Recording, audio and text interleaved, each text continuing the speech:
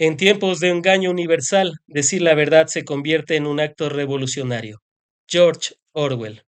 A continuación, le damos la cordial bienvenida al doctor Omar Maluk Salem, docente e investigador, preguntándole primero cómo se siente después de saber que su encuestadora, Maluk Research, fue la única que prácticamente acertó con los resultados que mostró el CNE. Bienvenido. Muchas gracias, Fran. Un placer estar contigo. Me siento muy bien. Realmente, en los momentos anteriores o los días anteriores a la consulta, yo sí estaba en un estado de estrés, porque eran cuatro encuestadoras pagadas por el gobierno que estaban diciendo que el sí ganaba con el 60%, mientras que yo estaba diciendo que el no ganaba con 60%. Entonces, imagínate, yo solo contra el mundo, contra la fortuna de Novoa y contra sus cuatro encuestadoras Comunicaliza, Sedato, Click Report y Clima Social. Y bueno, ¿qué te puedo decir? Tuve dudas como debieron haber tenido dudas todos. Había gente que me escribía y me decía, doctor, ¿pero usted está seguro? Otras personas me decían, doctor, gracias por iluminarnos, pero ¿qué tan seguro está lo que usted tiene? Y yo siempre respondía que yo estaba seguro, o sea, que yo no tenía ninguna duda, que estaba seguro de que esas otras encuestadoras habían cobrado por poner esa cifra y, y que yo iba a mi camino recto y no me pensaba torcer ni cambiar nada. Felizmente, fíjate tú que yo hice la encuesta un mes antes, el 17 de octubre, y porque la hice porque no me calificaron, porque el Consejo Nacional Electoral solamente califica a los que tienen plata. Dijeron que yo no tenía financiamiento suficiente. Y entonces, claro, por la plata de Daniel Noboa, cualquier encuestadora se califica. Pero al final logré ganar esta batalla. Yo lo considero una batalla de la ciencia contra cuatro improvisados, que ninguno de ellos tiene el nivel de formación que yo tengo. Yo soy un PhD en investigación y hice las cosas perfectamente, ¿no? Entonces me siento muy bien, muy satisfecho, muy contento. Les agradezco mucho a ustedes que creyeron en mí, porque otros no creyeron. Otros ni siquiera me llamaron para preguntarme por mi encuesta. Pero aquellos que sí me creyeron, como Retrospectiva, Ecuador Directo, eh, La Contra, eh, Radio Morena, ellos sí creyeron en mí. Por lo tanto, yo les agradezco muchísimo que hayan puesto su fe en mi persona. Justamente estamos revisando los resultados y prácticamente, doctor, usted en la encuesta de octubre, que precisamente también la abordamos en este programa, la pregunta uno correspondiente a las bases militares extranjeras y la pregunta 4 correspondiente a la propuesta de una asamblea constituyente prácticamente está dentro del margen de error, apenas 2 puntos de diferencia. O sea, fue tal cual lo que la gente votó el domingo 16 de noviembre. O sea, un mes después usted ya sabía que en estas dos, por ejemplo, iba a tener esos resultados. ¿Cómo explicar que, por ejemplo, en el tema de la Asamblea Constituyente haya tenido incluso un rechazo mayor? Si le vemos el porcentaje del CNE que está ahí en pantallas, tiene un rechazo incluso mayor al de las bases militares extranjeras. Doctor. Yo te lo dije a ti, creo, en la entrevista, que para mí esta consulta es una especie de plebiscito presidencial. La legitimidad del presidente estaba de por medio. Claro. Y yo vengo diciendo en mis encuestas, y en esta encuesta casualmente, Fran, si tú revisas, el señor presidente de la República tiene 34% de aceptación Claro. y 60% de rechazo, 61 o 60% de rechazo. Y mira la coincidencia, fueron los resultados de la consulta. Y es que él fue engañado o se autoengañó que tenía una aceptación del 50%, como le decía Sedato y como le decía Comunicaliza, que tenía una aceptación alta. Creo que más pesimista era el clima social, que le daba el 46%, mientras que yo le daba el 34%. Entonces, la consulta vino a ratificar que el grado de popularidad del señor presidente no supera el 35%. Y eso se fue trasladando también a su consulta popular. Bueno, ahí también podemos ver la encuesta de octubre con respecto a la aceptación. O sea que, doctor, yéndonos a las otras encuestas de Sedatos, Comunicaliza, Clima Social, quiere decir que ellos fueron pagados quizás para dar esos resultados o su metodología estuvo equivocada, por eso tienen 15 puntos de diferencia con respecto a los 20, resultados oficiales, 15 hasta 20 puntos de diferencia. 20%. Mira, Frank, es imposible que la metodología te haga fallar 20%. Aquí yo pienso de que fue cuestión de dinero, fue cuestión de pauta. Eh, Te recuerdo que en la primera vuelta de la elección presidencial le dieron 55% por el señor Novoa, ¿no? 60% Sedato y sacó 44%. Claro. También fueron pautados. Y en la consulta popular del año 2024, la única encuestadora que acertó por la pregunta D y la E fui yo, que dije que en la D y en la E ganaba el no, y en la E yo puse 63% del no y sacó 64%. O sea, fue tan acertado como ahora. Entonces, realmente pienso que esto fue cuestión de política. Mientras que ellos pusieron la política de por medio, yo puse la ciencia de por medio. Con esto desvirtúo a todos aquellos troles que me han estado atacando de que yo pongo los datos porque soy correísta. No, se equivocaron. Les acabo de demostrar que no es así. Les acabo de demostrar que yo pongo los datos porque eso es lo que me sale en la investigación mía, que es bastante válida, porque tiene validez interna, fiabilidad, validez externa, con varios ponderadores que yo manejo.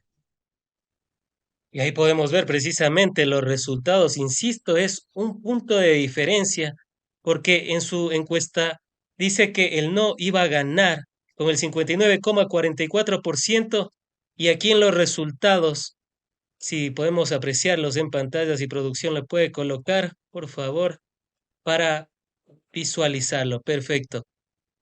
Ahí tiene el 60,85% el no, o sea, prácticamente está dentro del margen de error en la uno y la 4. E inclusive usted también vaticina que la 4 iba a tener un porcentaje un poco mayor, o sea, prácticamente.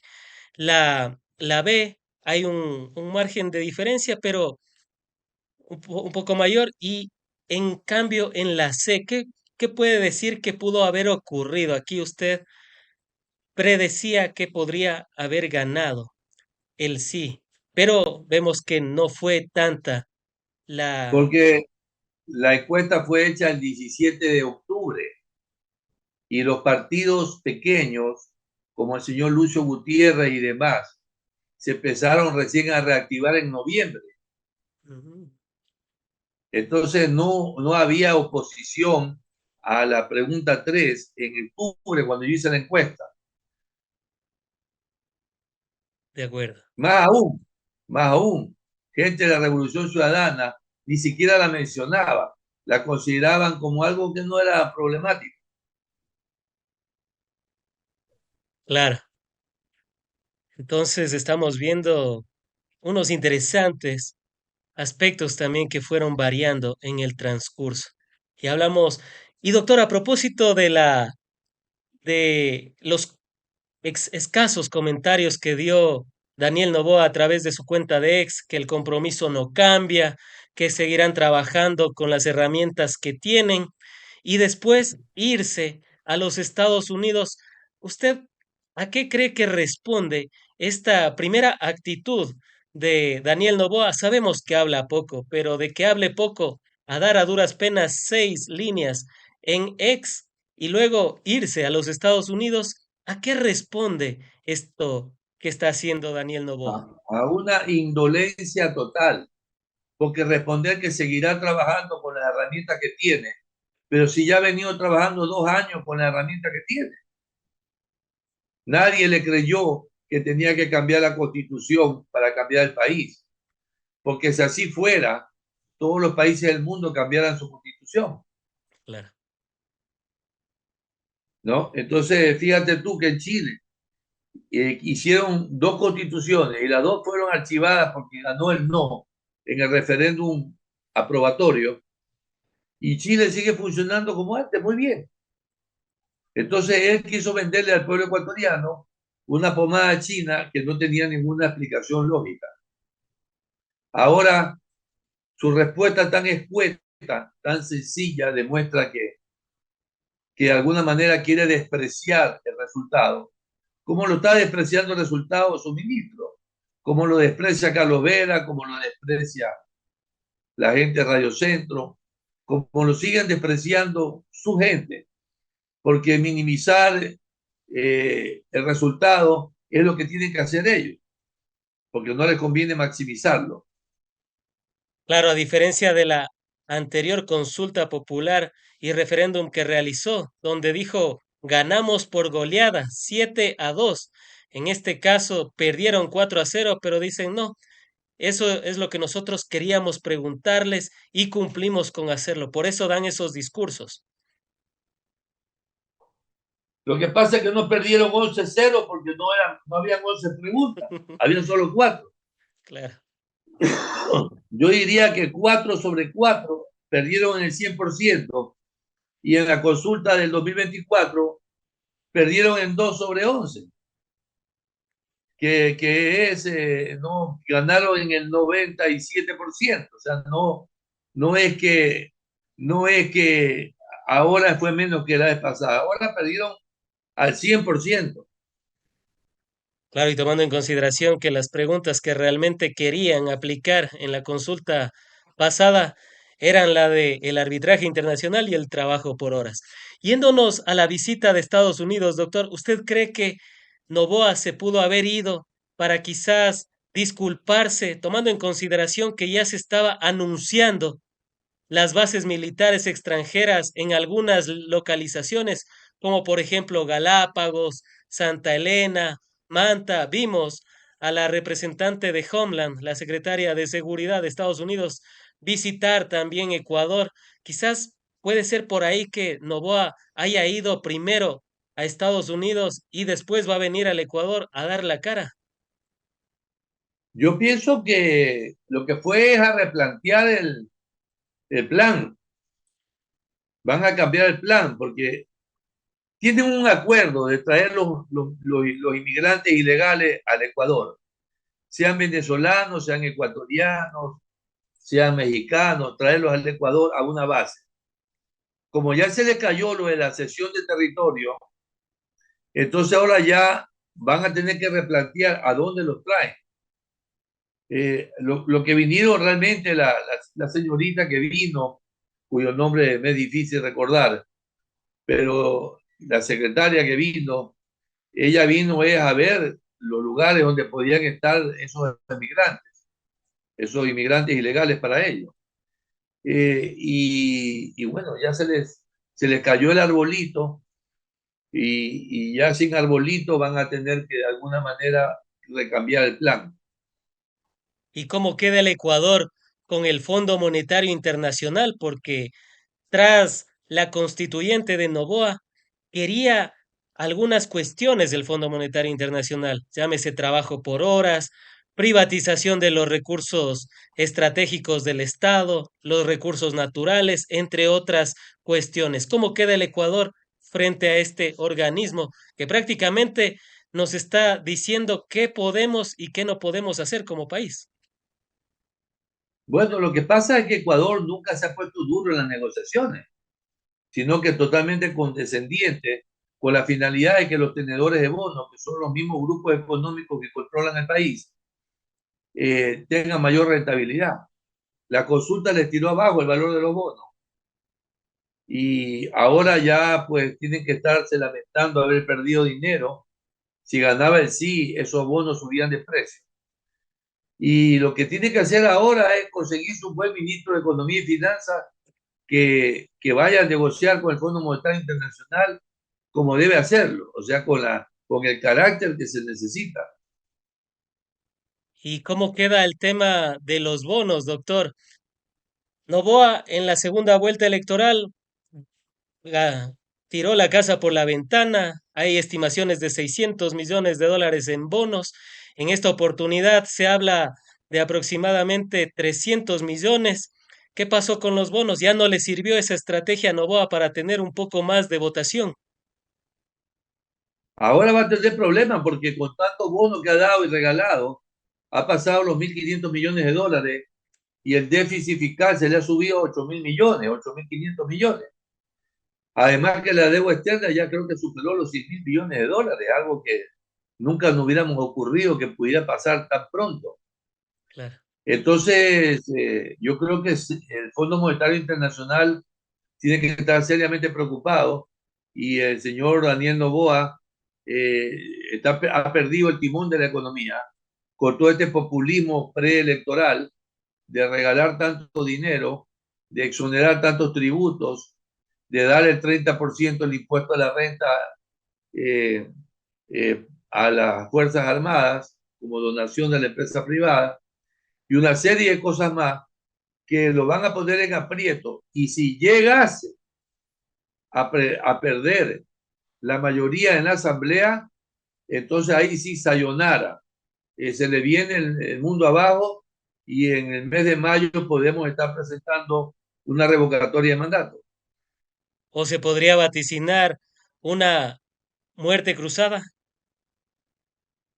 Más que muerte cruzada, porque eso depende de él, yo pienso que más que muerte cruzada, un juicio político, porque ha cometido una serie de cuestiones que tienen que ver con peculado, tienen que ver con abuso de poder, tienen que ver con delitos de lesa humanidad, y todo esto puede conducirlo a un juicio político. Y un juicio político con minoría en la Asamblea estaría prácticamente destituido. Estaríamos hablando de unas proporciones épicas nuevamente en el Ecuador. Doctor, hay algo que se ha comentado en las redes sociales y en la opinión pública en general, y es quién ganó la consulta popular.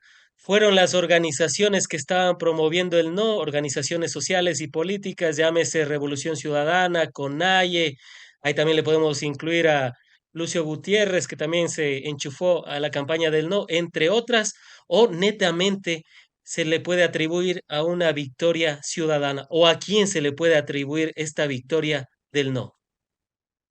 Cuando un equipo de fútbol gana, ganan los 11 jugadores. Acá ganamos todos. Ganó usted, gané yo, ganó Revolución Ciudadana, ganó Lucio, ganó Alberto Acosta Espinosa, ganó el Chochólogo, ganó Mauro Andino, ganó Mónica Luzurraga, ganamos todos. ¿Por qué? Porque todos dimos la pelea. Ahora, si tú me dices a mí, para mí, cuáles son los grandes ganadores, para mí Cuenca con la Marcha del Agua, eh, eh, ¿cómo se llama? Imbabura con las protestas indígenas, el movimiento indígena con Leonidas Isa y con ¿cómo se llama? Vargas, que dieron Marlon dura Vargas. pelea, Marlon Vargas es, eh, y la Revolución Ciudadana como partido de oposición, porque los demás partidos de oposición también creo que el MPD también creo que le dio la pelea. Todos los que iban, ¿quiénes son los perdedores? Centro Democrático, creo, Partido Social Cristiano, eh, la izquierda democrática, ADN, Pocho Hart, este señor de Radio Centro, de apellido italiano, eh, este señor Carlos Vera, el señor Sergio Peña, el traidor de Revolución Ciudadana. Eh, Esos fueron los grandes perdedores, los medios de comunicación tradicionales. Esos fueron los grandes perdedores. Y precisamente ahí podemos ver cómo fue la votación de Imbabura, por ejemplo. Casi un 80%, o sea, un rechazo brutal a la mayoría de preguntas. Ahí podemos ver Casillero A 78,91%, el B 76,28%, el C 73,44%, el D 78,93%. En la provincia de Imbabura, esto en el cantón Otavalo. En la provincia de Imbabura está más del 63% hasta el 78%, si la memoria no me se esquiva. O sea que, La provincia con más del 70%, Santa Elena, que rechazó la cárcel, exacto. Azuay, con la marcha del agua, Imbabura, obviamente, provincia de Los Ríos, provincia de Manabí, son provincias súper ganadoras. ¿Y qué es lo que pasa, doctor, por ejemplo, en Tungurahua? Usted ha de haber visto el mapa, ¿no? Todos habían dicho que no y solo Tungurahua le había dicho que sí. ¿Qué Que se puede Tungurahua son decir? los pelucones de la sierra. Tungurahua es el San Borondón de la sierra ecuatoriana. Eh, Todos se creen empresarios, tienen un puestito donde venden zapatos y son súper empresarios, porque esa es la tierra de Luis Novoa Naranjo, el abuelo de Daniel Novoa, el papá de Alvarito. Entonces ellos, los ambateños sobre todo, se creen, se creen ellos, pues no, grandes triunfadores con el ADN y con Daniel Novoa. Pues ahora le tocó perder. Claro, ¿y en qué manera? Porque uno ve el mapa y es interesante. El ¿No? enclave le llamaron aquí algunos. Bueno, ahí podemos ver cómo fue la votación en Tungurahua. Él sí ganó en la mayoría. Interesante Sí. la forma ya. Y también con los acuerdos que ha hecho el nuevo Ecuador, ¿no? Porque el Tratado de Libre Comercio a Tungurahua en general le va a golpear muy fuerte en un futuro el Tratado de Libre Comercio con la China, pero aún así le siguen apostando a ese modelo económico. Y yéndonos también, doctor, Yo te a digo que yo tengo una chaqueta de cuero comprada ahí cerca de Ambato, eh, donde venden las chaquetas de cuero, ¿cómo se llama? Pelileo. Pelileo. A ver, Entonces yo me recorrí Europa con esa chaqueta, manejando por todas las ciudades europeas, manejando yo. Y todo el mundo me decía, qué linda chaqueta, ¿de dónde es? Yo le decía, From Pelilé. Entonces, imagínate tú, yo orgulloso con mi chaqueta de Pelileo, From Pelilé. Entonces ya, pues allá, ¿y qué es Pelilé? Pelilé, pues Pelilé, en Ecuador. Son muy buenos los productos de ellos, hay que reconocer. eso sí, en jeans, pantalones, chaquetas y demás es muy buena. Al igual que en Cotacachi, dicho sea de paso. Cotacachi también en la provincia de Imbabura. Cotacachi, Pelileo y otros que están por ahí, que realmente es una maravilla cuando uno va para allá a comprar sus productos. Antes de finalizar con esta primera parte, doctor, ¿cuál sería la verdad monumental tras esta victoria aplastante que tuvo el no sobre el sí en la consulta popular y referéndum de Daniel Noboa?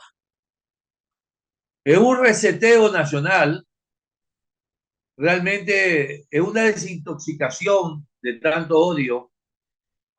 Eh, Creo que ahora los insultadores del gobierno van a tener que bajar el tono. De hecho, ya lo han bajado algo. Ya el señor Carlos Vera ya lo está bajando, ya lo bajó. Eh, y pienso que Daniel Noboa no tiene la capacidad de reaccionar y poner ministros y profesionales de primer nivel, porque él tiene ese síndrome de que no quiere que nadie sea mejor que él. Entonces es complicado para él trabajar con gente brillante. En cambio, el papá no, el papá era un admirador de la gente brillante, de la gente inteligente, de la gente capaz. Pero este no le gusta eso, no le gusta que le hagan sombra. Entonces va a seguir con un gabinete mediocre, de gente mediocre, y posiblemente no haga mucho cambio, pero sí se le va a bajar la prepotencia. Y eso es importante. Han sido las apreciaciones del doctor Omar Maluk Salem, docente e investigador. En esta primera parte. Vamos a la segunda parte y antes de ello, gracias a todas y a todos los que se han conectado a la señal de En Retrospectiva. Vemos cientos de conectados y comentarios, por supuesto, no podía ser de otra manera. Gracias a todas y a todos. Sigan comentando en la transmisión, sigan dándonos sus apreciaciones. Insistimos en ello.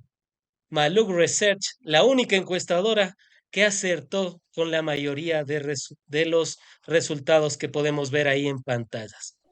Vamos a la segunda parte y continuamos junto al doctor Omar Maluk Salem, docente e investigador, en esta ocasión para preguntarle sus apreciaciones sobre esto que ha ocasionado la consulta popular tras la aplastante derrota 4-0 que sufrió Daniel Noboa y ha hecho algunos cambios en su gabinete ministerial.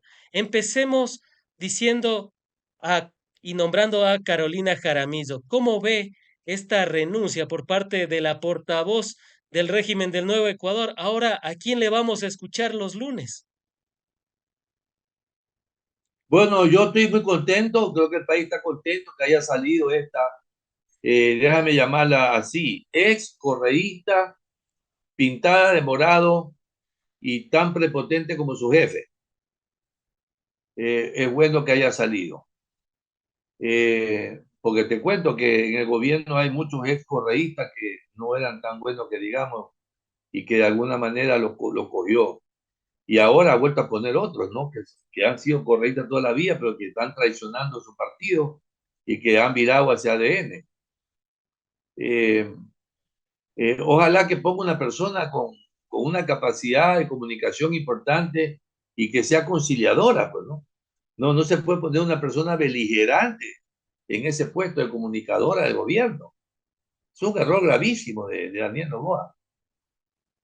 Los cambios en su gabinete ministerial, por ejemplo, la salida de Ivonne Núñez, quien hablaba de, por ejemplo, que el Ecuador era el único país que tenía el pago de décimos. ¿Qué mensaje le da al Ecuador? Quizás Noboa ya tiene una mejor perspectiva sobre el trabajo o pondrá a otra persona para refrescar, pero con los mismos lineamientos. Ojalá que ponga una persona con un perfil más moderado. Ivonne Núñez lamentablemente llegó a un nivel de extremo tal que produjo reacción y creo que es una de las responsables del resultado, del pésimo resultado del gobierno. Sería bueno que ponga una persona que sea experta en tema laboral y que además sea también una persona que se lleve bien con las empresas y también con los sectores laborales. En el tema de relaciones internacionales, sigue estando Gabriela Sommerfeld. ¿Usted cree que no debía ser parte de los cambios que debía haber realizado Noboa? Obvio, ella debería irse, porque ella es una de las personas que más le puso candela a la lucha política. Una cosa es ganar y llegar y otra cosa es gobernar. Creo que la Gabriela debería salir también y renunciar y ser sustituida por un canciller de niveles superiores, que tenga una formación diplomática de carrera y que de alguna manera sea conocido en el mundo internacional.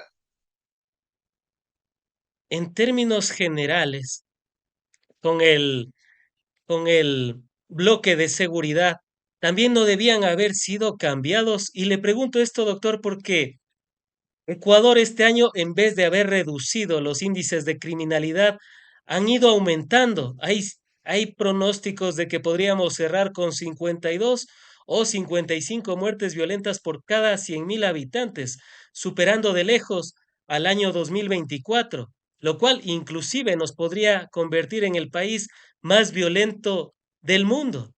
superándole incluso a Jamaica. En Latinoamérica ya le superamos a Haití, que tienen una guerra civil, pero podríamos llegar a liderar esa lista de los países más violentos. No debían de haberle cambiado a Lofredo y, y a los demás del bloque de seguridad, por ejemplo. A todos debería cambiarlo, porque todo el gobierno ha sido un fracaso. Lofredo, otro tipo violento, agresivo. El Reinberg, igual, violento y agresivo. No son buenos mensajeros para un gobierno que ha perdido una consulta popular y que tiene que de alguna manera bajar el tono de voz. Entonces, en la medida que vaya cambiándolos a todos, es mejor. Eh, no creo que haya alguien que se salve realmente. Pero está haciendo una movida medio rara.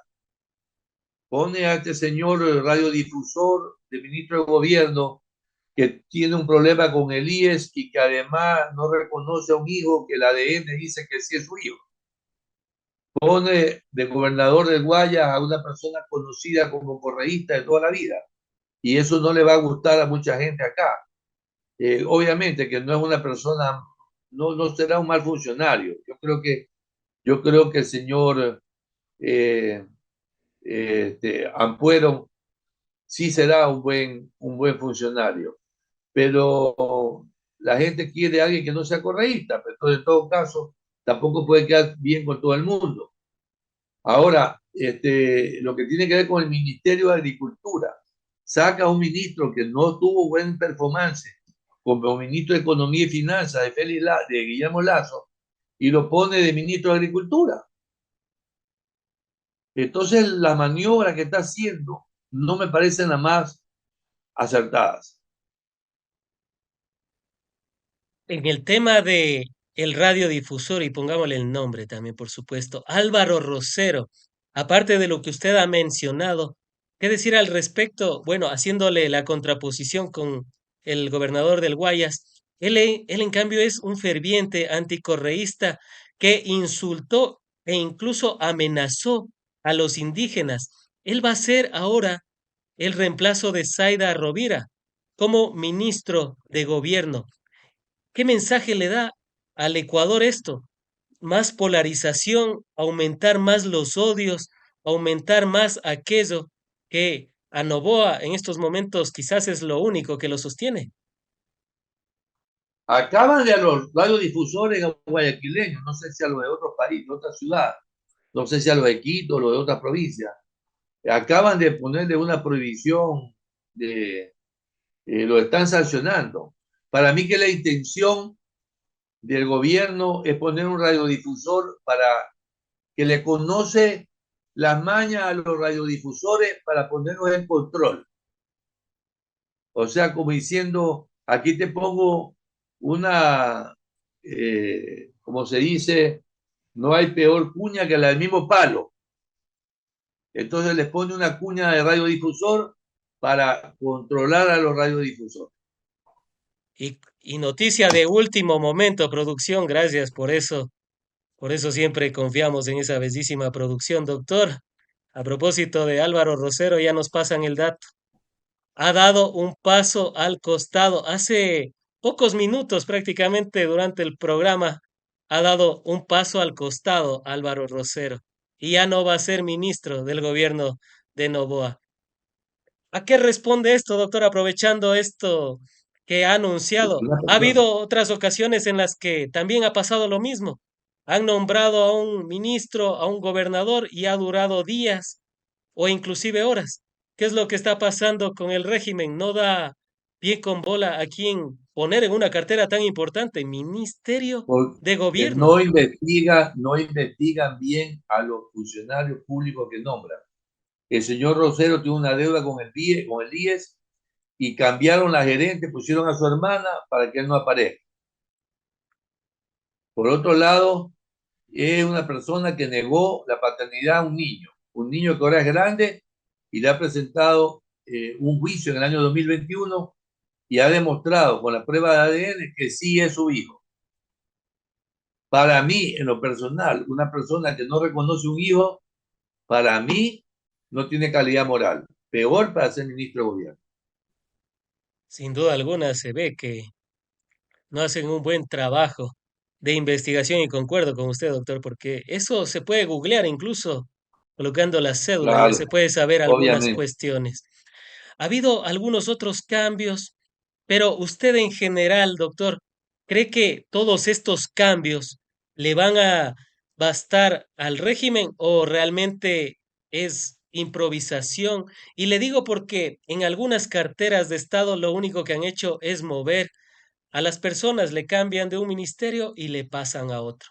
¿Usted cree que no es falta de confianza de Noboa que tiene para con sus ministros? ¿Es falta de gente que tiene ADN? ¿O qué es lo que está pasando al interior del nuevo Ecuador? Lo que pasa es que Novoa nombra como ministros y secretarios y funcionarios públicos y gobernadores a sus empleados primero, a su arquitecto que le diseñó a su casa, a la ministra que le maneja las relaciones de su empresa, al abogado de su empresa, etcétera. Y luego empieza a nombrar Ventú, a lo del barrio, a lo que comparte con él, a sus amigos del colegio, etcétera. Entonces, toda esa gente es figuretti, no es gente que está formada para gobernar, no es gente que tiene académicamente un fuerte respaldo para la labor que van a hacer. Están para el Entonces, TikTok. ese es el problema que tiene Daniel Noboa. Él llegó a ser presidente sin estar preparado para hacerlo. Ese es verdaderamente el problema de él. Y la gente que lo rodea quizás está reflejando a la imagen y semejanza de Noboa, prácticamente. Sí, exactamente. Doctor, y otro de los cambios que ha llamado bastante la atención es la salida, bueno, no ha llamado la atención la salida de la persona que estaba a cargo del Ministerio de Salud. Por aquí lo teníamos el dato, perfecto, aquí está. Jimmy Martin, quien salió de la cartera del Ministerio de Salud Pública. Pero lo que sí ha llamado la atención es que esta cartera le ha dado nada más ni nada menos que a la vicepresidenta María José Pinto. Hay algunos que dicen que a la cartera de Estado le han dado la importancia del caso que por eso le nombran a la vicepresidenta. ¿Usted cree que sea esto así? A ver, el Ministerio de Salud tiene que dárselo a una persona experta en salud. Claro. A mí no se me ocurría que Velasco Ibarra o Sisto Durán o el mismo Febre Cordero ponían en un ministerio una persona que no tiene nada que ver su competencia. El principio básico de la administración moderna es el principio basado en las competencias. Claro. ¿Cómo se puede administrar un Estado poniendo gente que no tiene competencia para ese cargo? ¿Qué competencia tiene la vicepresidenta de la República para la salud? Claro, si además Dígamelo, que ella alguien me lo es, diga. claro, si además ella, su ámbito es el textil. Es empresarial. Claro. Entonces yo realmente no entiendo a estos presidentes, a Lazo ni a este señor Novoa. Presidentes ignorantones que llegan y creen que es cuestión de minimizar un cargo poniendo cualquier ministro. El puesto de ministro ya no tiene ni valor en este país, ha perdido totalmente la seriedad y el respeto. Y a propósito de seriedad y respeto, ¿qué decir también de la salida de Edgar Lama tras algunos escándalos de posible corrupción, tráfico de influencias y más en el directorio del IES? Eso es lo peor, imagínate tú, poner un dueño de una clínica a manejar el seguro social, el dueño de una clínica, de un hospital, es poner al gato a cuidar los ratones o poner a los ratones a cuidar el queso. Entonces, realmente yo no sé qué pasa en la mente de Novoa. Para mí que hay un cortocircuito y no es un tipo que ha estudiado la administración. No sé cómo le dieron los títulos, a lo mejor, no sé, con influencia, pero no se le nota una formación académica rigurosa al señor presidente de la República. ¿Y cómo queda el IES, doctor? Porque se había hablado bastante a propósito del IES, que ya no iba a ser un prestador de salud, por ejemplo, que esas funciones se iban a unir al Ministerio de Salud Pública, entre otras cuestiones que había vaticinado el régimen de Noboa. Bueno, si el señor Novoa insiste en seguir con todas esas ideas ridículas, ilógicas, de que el IES, la salud la maneja el Ministerio de Salud, de la competencia del IES, y una serie de cosas más, yo pienso que va a seguir bajando su popularidad, su grado de aceptación, que hoy está en 34%, quizá mañana amanezca en 25% y luego en el 20% y luego en el 18% y le pase lo que le pasó a Guillermo Lazo, que llegó un momento que bajó el 10%. Yo me acuerdo cuando yo decía que Lazo tenía el 8%, estas empresas encuestadoras le daban el 40%, el 35%. Realmente, si Novoa no se pone las pilas, puede caer su grado de aceptación de manera dramática. Antes de finalizar, ¿cuál sería la verdad monumental tras estos cambios en el gabinete ministerial de Daniel Noboa y estos anuncios de nombrar, por ejemplo, a Rosero, ferviente anticorreísta, que insultaba a la comunidad indígena y que ahora renuncian horas después de haber sido nombrados como él, como ministro de gobierno, por ejemplo? Yo, yo respiro profundamente, ecuatoriano, respirar profundamente, porque ya no tenemos la amenaza de un dictador. Ya las Fuerzas Armadas no van a creer en una persona con una aprobación muy baja. A nivel internacional perdió credibilidad. El pueblo soberano le dijo que se porte bien si quiere terminar su periodo. Y si se porta mal, en mayo va la revocatoria de mandato. Han sido las apreciaciones del doctor Omar Maluk Salem, docente e investigador, a quien como siempre agradecemos por haber estado en el espacio, seguros de contar con su participación en futuros análisis, diálogos y debates de la coyuntura nacional. Muchas gracias, Fran. Un placer haber estado contigo nuevamente. A continuación, le damos la cordial bienvenida a David Chávez, docente de la Universidad Central del Ecuador y analista político, preguntándote primero sobre estas declaraciones que dio Noboa después de esta aplastante derrota que tuvo en la consulta popular y referéndum, donde dijo que seguirá trabajando por el país y que lo hará con las herramientas que tiene a la mano. A la par, después se fue a Estados Unidos. ¿Qué decir al respecto? Bienvenido. Hola Frank, ¿qué tal? Muchas gracias por la invitación, siempre es un placer estar en tu espacio. Y, a ver, sobre lo que ha sido la reacción del gobierno, lo primero es que Noboa no ha dado declaraciones. Noboa escribió un post de X para responder a la derrota contundente que tuvo. Y eso ya te dice muchas cosas, ¿no? O sea, te dice primero que es un gobierno que seguirá evadiendo la responsabilidad de asumir la dirección del país como deberían hacerlo, con un mínimo de seriedad y dejando de lado esta actitud de influencer en el poder que ha tenido Noboa durante todo este tiempo.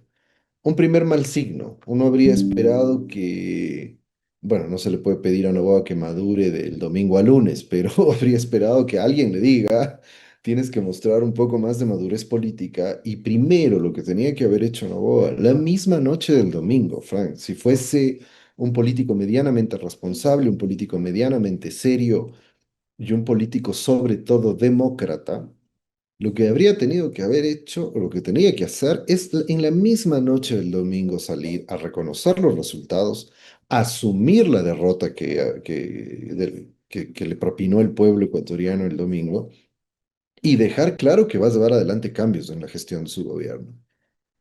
No lo hace pone apenas un tuit demostrando, porque el problema de este tipo de actitudes, que es como aquello de ir a votar en unas calles polvorientas de un pequeño pueblo de la costa en un Porsche, son esas actitudes de la oligarquía que permanentemente insultan al pueblo. Y que creo que es precisamente lo que llevó al hartazgo de la población en la consulta popular y por eso la perdió como la perdió. Sin embargo, Noboa y el grupo de oligarcas que gobiernan no acusan recibo de que ese es el problema, de que debe haber una dosis de mayor democracia y de mayor respeto al pueblo. Entonces, no, eso no pasa. Te ponen un post en X, un tweet, como decíamos antes, lo que significa que se la están tomando a la ligera. Es como hacer escribir un pequeño texto y ya está, como que con eso fuese suficiente para responder a los resultados electorales. Los segundos llevan a cabo lo que era lógico, una crisis de gabinete, es lo que se acostumbra en una situación política como esta, después de una derrota de esas dimensiones. Pero nota que la crisis de gabinete lo único que evidencia es más de lo que ya habían evidenciado en la campaña electoral y que en mi opinión es lo que les costó la derrota. Evidencian su incapacidad, su incompetencia, su demagogia, su apuesta por el odio político. O sea, nombrar a este señor Rosero, que por fin entiendo que ya desistió, porque me parece que ahí tuvo alguna epifanía de vergüenza y de dignidad. Alguien le regaló unos 50 centavos de vergüenza y de dignidad y entendió que lo mejor era no aceptar ese cargo. Pero nota que primero nombran a un furibundo anticorreísta, a un tipo en cuya radio Noboa dijo, yo no tengo idea de qué hacer en la consulta popular, voten por mí y de ahí les cuento. Y al tipo que es dueño de la radio, en donde un miserable periodista se atrevió a decir que una de las novelerías de la Constitución de Montecristi era la protección del derecho a la salud de las personas con enfermedades catastróficas, Frank. Es decir, lo peor de esa derecha pútrida, fascistizada, representa lo peor de esa derecha y al gobierno se le ocurre poner en el Ministerio de la Política, porque el Ministerio de Gobierno es el Ministerio de la Política, es el que tiene que hacer los acercamientos, las operaciones políticas en el mejor sentido de la palabra, no las operaciones de inteligencia judiciales y mediáticas que acostumbran, sino los acercamientos con actores políticos, con actores sociales. ¿Qué es, y cierro un poco con esta idea, qué es lo que uno habría esperado? Es decir, que el gobierno dé muestras de apertura, dé muestras de que si la mayoría de la gente le dijo no, entonces hay que... ¿Qué significa eso? Porque, ojo, esto no es solo que le rechazan, eso significa que su proyecto está agotado, que su proyecto no va a ninguna parte. Estaban apostando todo al proyecto de constituyente. Y si el pueblo les dice tan contundentemente no, eso significa que hay que resetearlo todo, hay que volver a plantear posibilidades políticas de otro tipo y significa llegar a acuerdos. Aunque habría sido deseable, en condiciones normales, es que el gobierno empiece a tener ciertos signos de apertura para recoger demandas y perspectivas de otros sectores. Por otro lado, lo que ha demostrado esta crisis de gabinete es la enorme incompetencia y las prácticas absolutamente oscuras que tienen para manejar el poder, sobre todo con el caso del señor Rosero y todo este escándalo de cómo le borraron la glosa, de las presiones del ministro de gobierno. Es decir, tenían la oportunidad de enmendar lo que habían hecho mal hasta el domingo y lo único que hacen porque lo quieren o porque no tienen otra opción es insistir en mostrar, en profundizar la decadencia que el gobierno ha mostrado en este último tiempo. ¿Cómo leer que Noboa precisamente no haya dado declaraciones? Bueno, ya un breve acercamiento. No dio declaraciones públicas, solo esas 6 líneas en su cuenta de ex, y después ya decidió irse a los Estados Unidos. ¿Para qué hacerlo?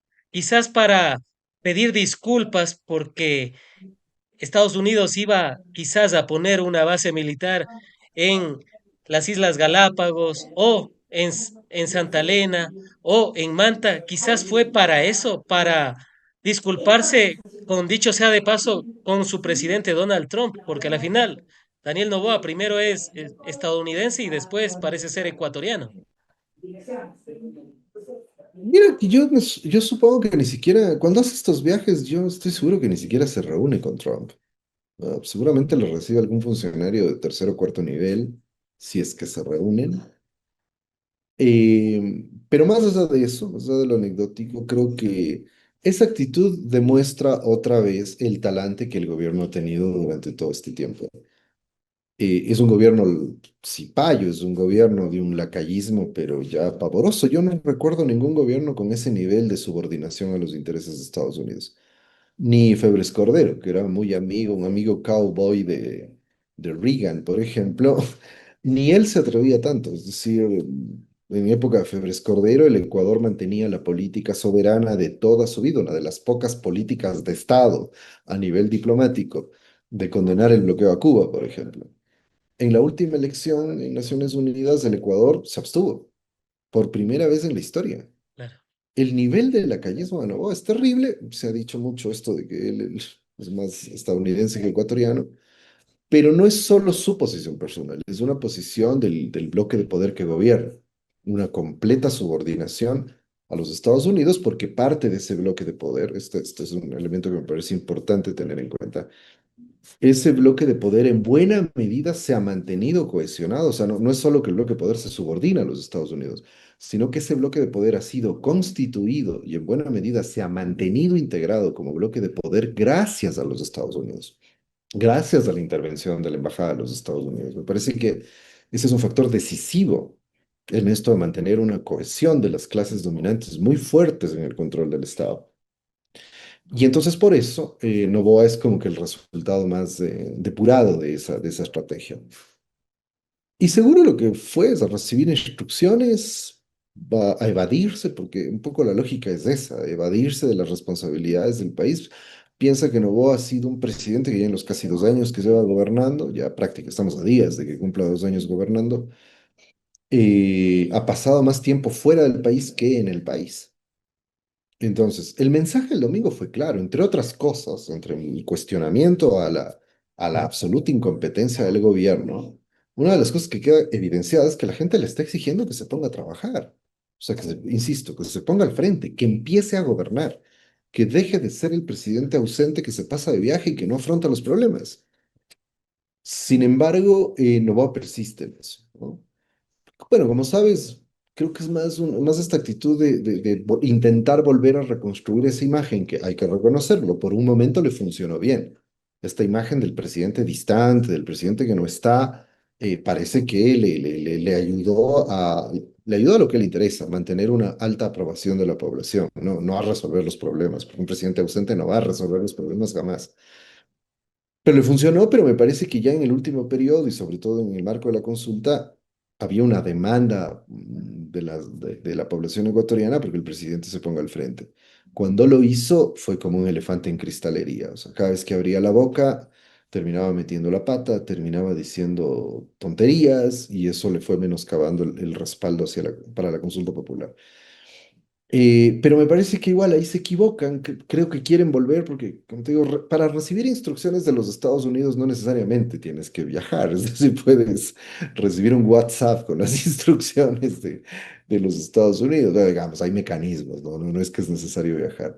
Creo que la intención que tienen es reconstruir esta imagen de un presidente que está porque creo que lo que quisieron construir siempre fue la imagen de un presidente que está en las grandes ligas mundiales, digamos, ¿no? Que está en la diplomacia, que está en la gran política de la geopolítica global, reuniéndose con Trump, reuniéndose con los chinos, etcétera, etcétera, y no dedicado a la política doméstica, digamos. Creo que esa fue la estrategia. Pero como todo es puro humo, porque con este gobierno todo es puro humo, todo es marketing, todo es demagogia, eso iba a saltar en cualquier momento, porque los problemas de la política interna son demasiado graves como para que la gente se conforme con un presidente que parece que está por allá lejos solo viajando. Pero como te digo, tienen tan pocas ideas, la derrota les dio tan duro que no logran ver que son esas las cosas que tienen que cambiar. Están persistiendo en esta política del presidente ausente, del presidente que se evade de los problemas y que tiene reuniones internacionales aparentemente importantes.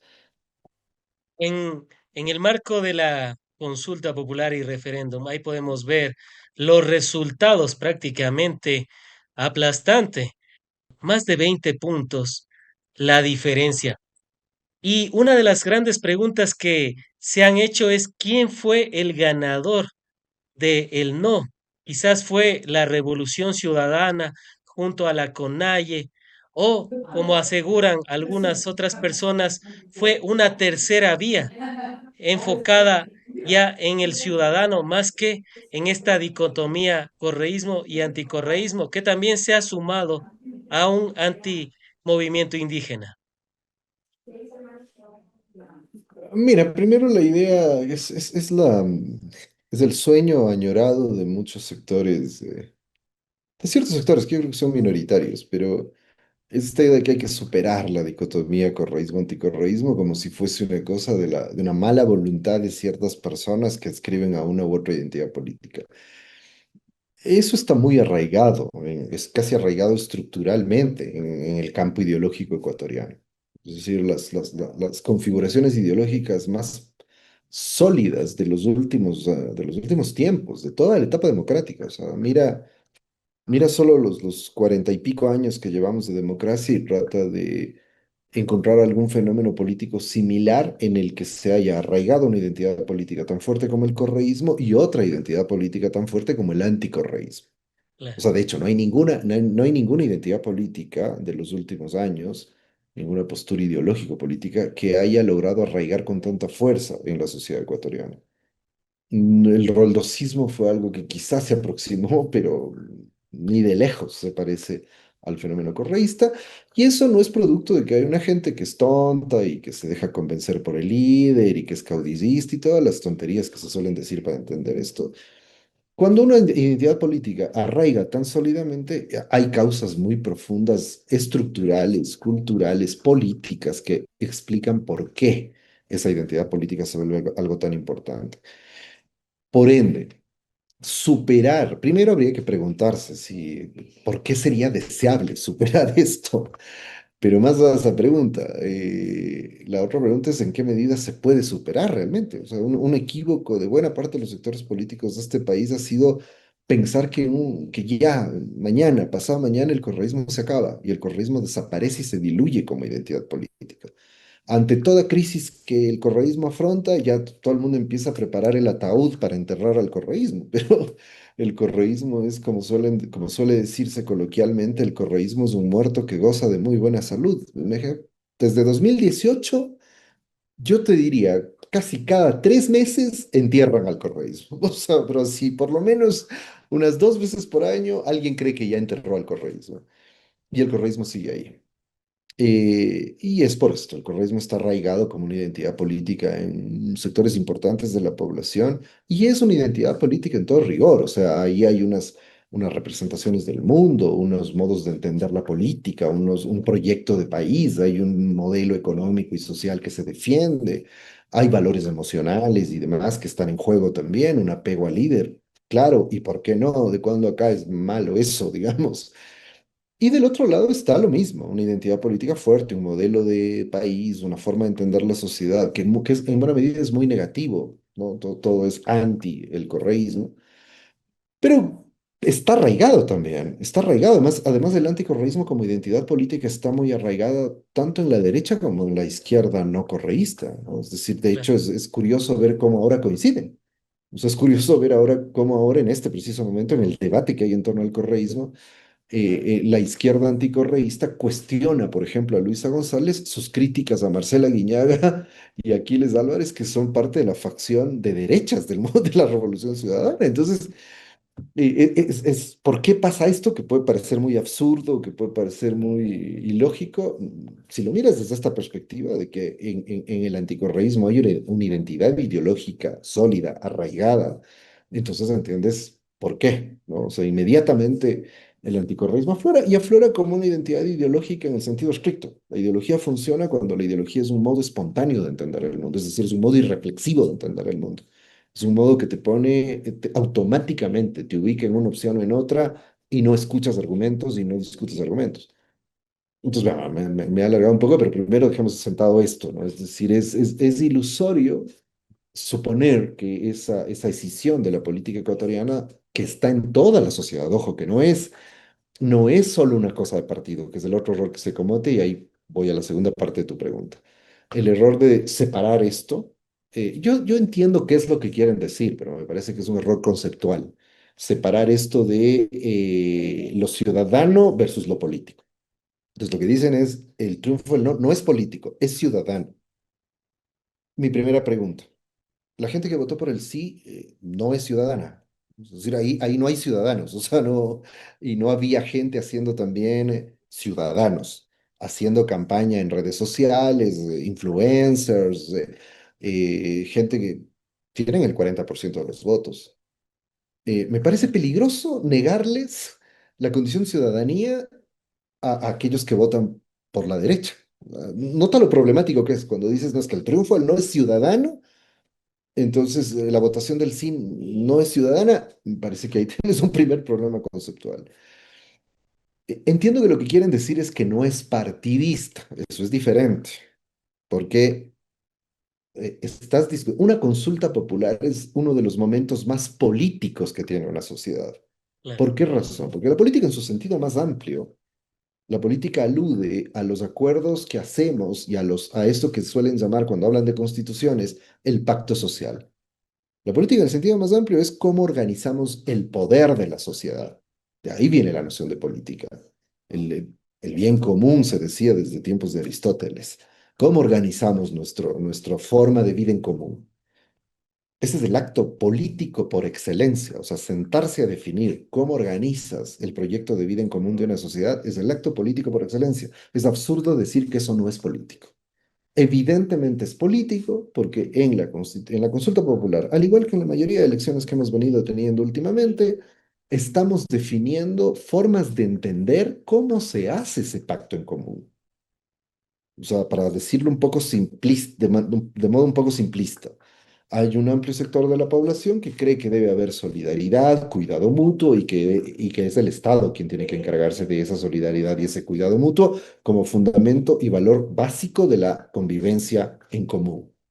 Y hay otro grupo de gente que cree que la convivencia en común solo puede funcionar a partir de la lógica del mercado, que cada quien tiene que buscar su beneficio propio, esforzarse, trabajar duro y que al final de cuentas, si todos nos esforzamos y trabajamos duro y buscamos nuestro beneficio individual, vamos a tener un resultado en común que nos va a permitir tener bienestar. Dos formas completamente diferentes de entender el mundo, la realidad, entender el pacto social. Cuando la población se divide entre estas dos posiciones, está tomando posición política. No es una posición neutral, porque lo ciudadano alude a esto, ¿no? Es neutral, no está en las ideologías, no está en la política. No, conceptualmente no tiene sentido.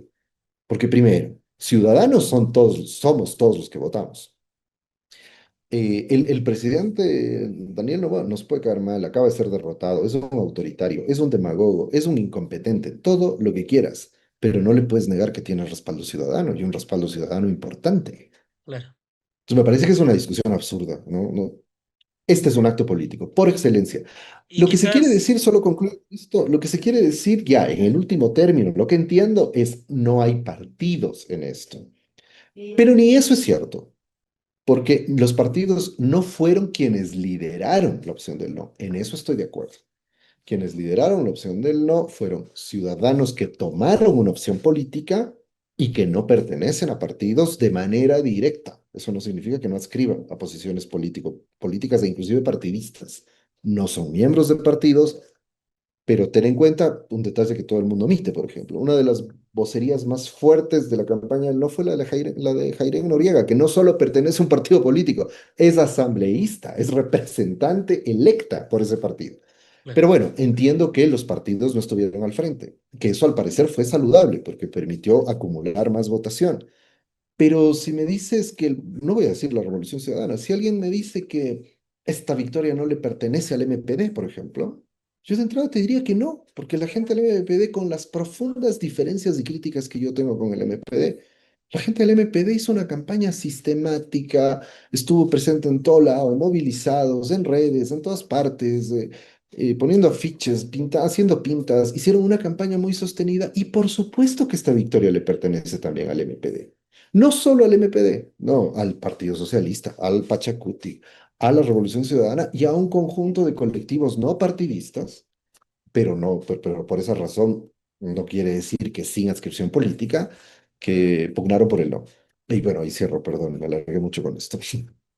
Brevemente, ¿crees que quizás para no colocar a la Revolución Ciudadana también dentro de los ganadores y hablar de esta tercera vía, es que le impidieron al correísmo participar por parte del Consejo Nacional Electoral?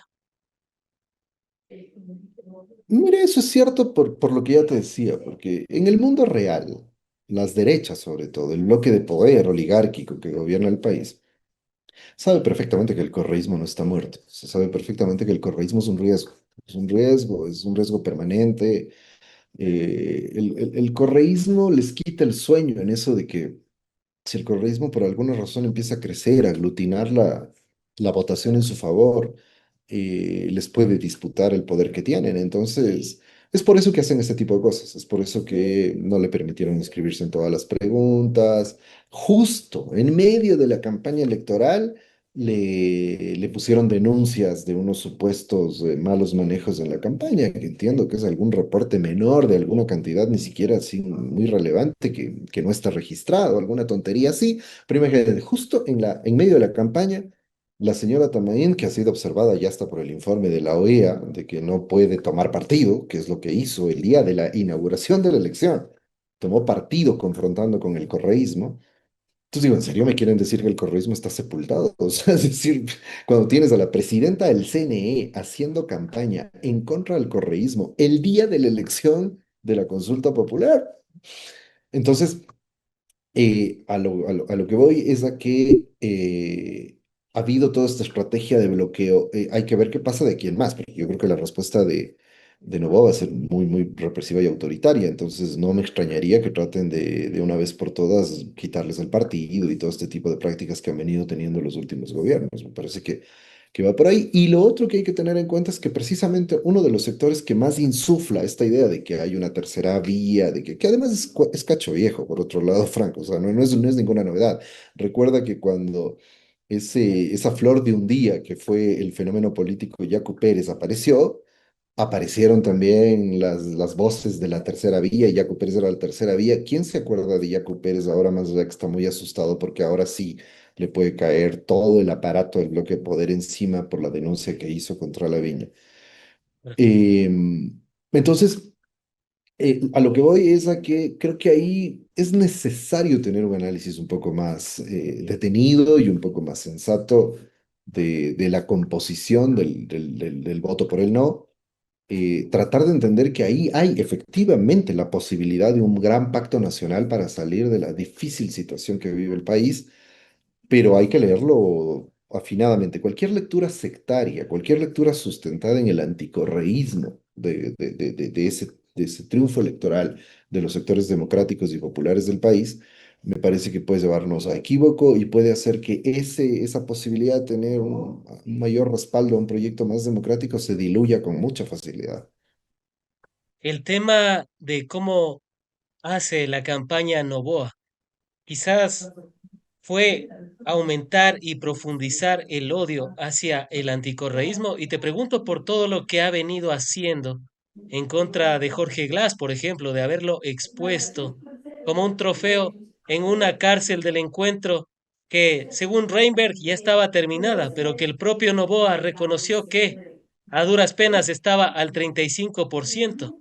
Quizás eso va a ser su política durante todos los 3 años y medio que le hace falta al régimen del Nuevo Ecuador.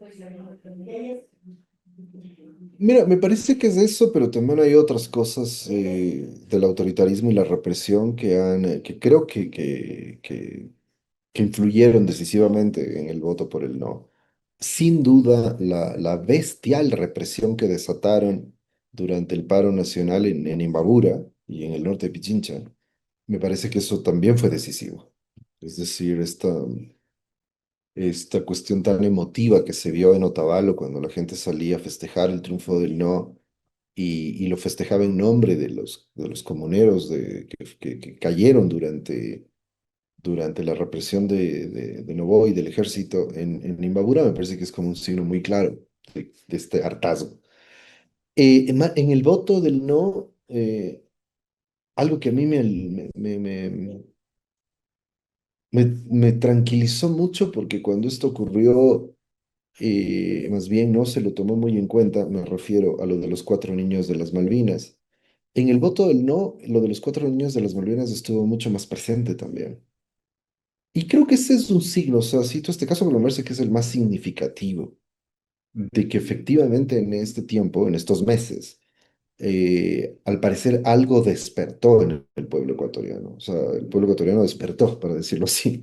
Despertó y se dio cuenta que tras la propaganda anticorreísta, estaba un gobierno demagogo, autoritario y muy represivo y un gobierno tremendamente incompetente.